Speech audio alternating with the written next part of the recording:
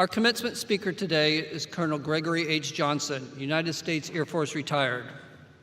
Colonel Johnson is a graduate of the U.S. Air Force Academy and holds graduate degrees from Columbia University and the University of Texas. As an astronaut, he twice piloted the Space Shuttle Endeavour, including the shuttle's final flight. He spent a total of 31 days in space, logging more than 1 million miles. As fighter pilot, he flew more than 60 combat missions in support of Operation Desert Storm and Southern Watch. Colonel Johnson lives part-time in Traverse City, where he is an aerospace and youth development consultant for Newton's Road, a nonprofit that works with regional partners to support and increase access to learning opportunities in STEM. He's also managing director of the Traverse City Space Accelerator. Ladies and gentlemen, it's my honor to introduce to you Colonel Gregory H. Johnson.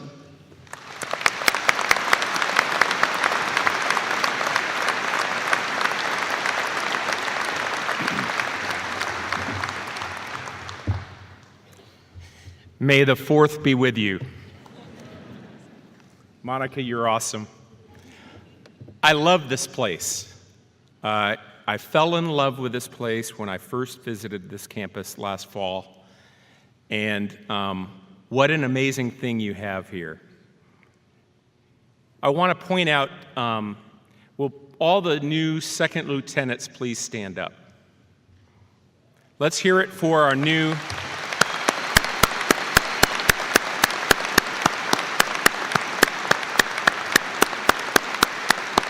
you guys can sit down.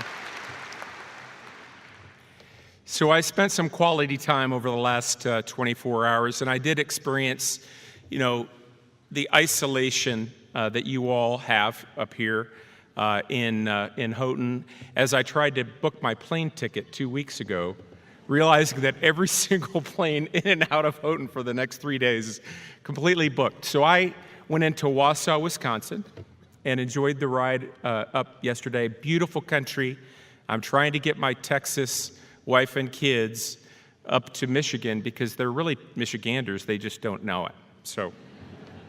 But anyway, I think this is a beautiful campus, a hidden treasure in northern Michigan, and you should all be very, very proud of the crazy curriculum that you all have executed for the last 4 to 5 years. Unbelievable.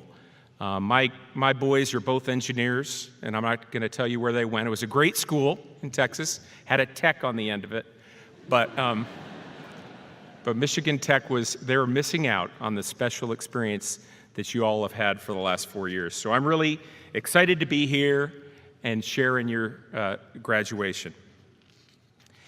I remember each of my college and high school graduations, although it doesn't look like it. I have nothing. I'm like a plain pocket robe here. I'm not sure exactly, maybe I should have done better in high school or college and get some of that stuff. Or I was asking the president to get me some Captain Crunch regalia or something.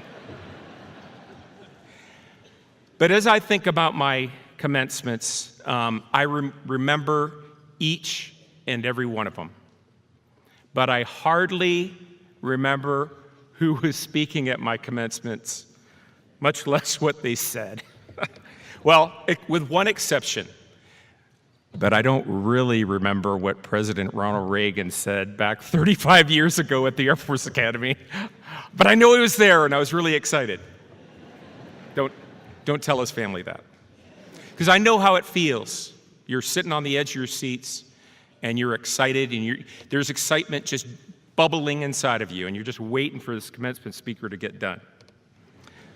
So I don't expect you to remember me for 35 years, but I will spend a few minutes to share a few nuggets on a more serious note at a commencement speech that might be useful for you in the future. When I speak publicly, I often speak fairly extemporaneously, as you might have noticed, but for this one, I actually wrote some stuff down. So I'm going to refer to these notes eventually, and I'm not going to exceed my 10 minutes, I promise. As I look out at you graduates, I'm fairly certain that many of you, probably most of you, have great uncertainty on what lies ahead. And like I said, I've been there, done that. Throughout my crazy career, I've had that feeling fairly often. Like the time I was sitting in my jet in 1991 at the Persian Gulf War, waiting to go on my first combat mission. I was confident but unsure, and our mission was successful but not perfect. At least I'm here to talk about it. Fast forward a couple decades to another one of my milestone moments, in 2008, when we strapped on the space shuttle for the very first time, headed for the International Space Station. At the time, when I watched the launch countdown clock approaching 0, I knew I was in for something. And I was. Acceleration, light, sound, vibration, Mr. Toad's wild ride, sensory overload. So here we are, here you are, watching your graduation countdown clock go to 0. Everything is different, but it's so much the same. But I will tell you, each time it was worth the effort, worth the hard work, and your outcome is going to be spectacular. Each of these golden crossroad moments in our lives, although they were, are, and will be very, very different, they all share some common threads, and in these situations, I've used a few common guidelines to increase the chances of success for me, and hopefully just a few items of just a couple minutes, I'll give you some guidelines that might help increase the success of the journey that you're undertaking. So over the next couple minutes, I'll share a few thoughts. First, don't be overly worried or obsessed about the future. You'll be fine. Resist feeling pressure and the fear of the unknown. Just relax and square up to the challenge. You are well trained, and everything doesn't have to be perfect the first time. And that's the beauty of being young, with your lives completely ahead of you. I recently read that Americans in a given career change jobs on the average about 6 times.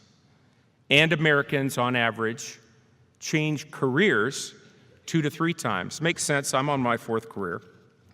Despite what one of my former NASA associates said, failure is not an option, I'd rather say failure's not only an option, it's a requirement for succeeding in life.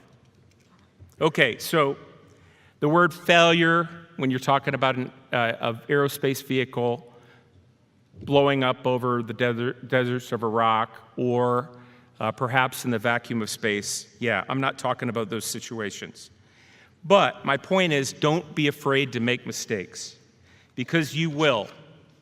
And the most important part about making mistakes is learning from them.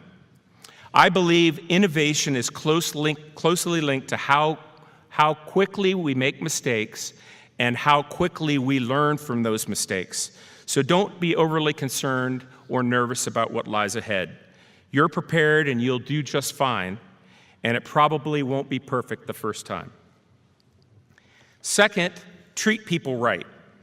That's probably an overused notion, so let me package it in a way that might be useful. Whenever I sense a people problem, it's usually a communication problem, sometimes something else, I have 3 red flags that help guide me through the conflict. 3 situations for us to make sure we're treating people right. 1, when I find myself blaming. 2, when I find myself self-justifying. And 3, when I find myself treating people as objects and not as human beings. In all 3 of these cases, huge red flags should pop up. Blaming, self-justifying, and treating people as objects. 3 opportunities for us to stop, look into the mirror, and reassess. A perfect example of this is the classic road rage driver. You've seen them before. They're blaming other cars. They're self-justifying, they're terrible driving, and they're treating other cars as objects. Instead, we should try to listen to people and not blame them. There's usually something that we're missing. And if we find ourselves continually justifying our actions, maybe we should again stop and take pause. There might be something out there that we haven't considered. And if we find ourselves treating other people as objects or barriers to our own agenda, it's time to take pause as well. We can all do better with our relationships if we remember that it's the people that are the most important and precious things in our world. So my final point, and it's a very important point to me, it's let's take care of our planet. You know, we're really lucky. Yeah.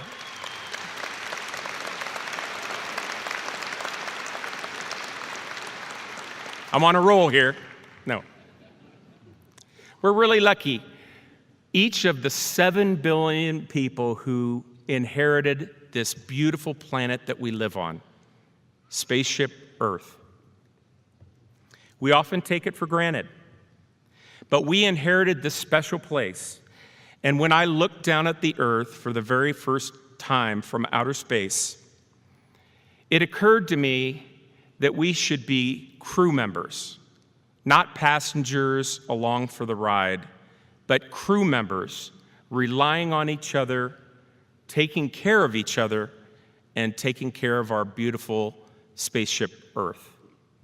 So class of 2019, you're well-trained, you've got some great experience and confidence in your chosen professions. Some of you might think you know what it looks like on the other side, but most of you don't. What's more, as you navigate through life, there will be many, many similar crossroads like today, but this is a very important one. A very, very important one. You probably won't remember me in 35 years, but you will remember the day. This is your graduation day.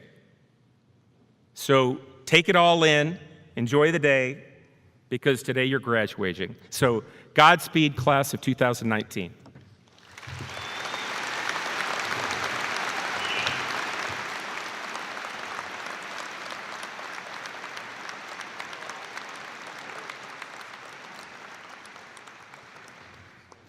Thank you, Colonel Johnson.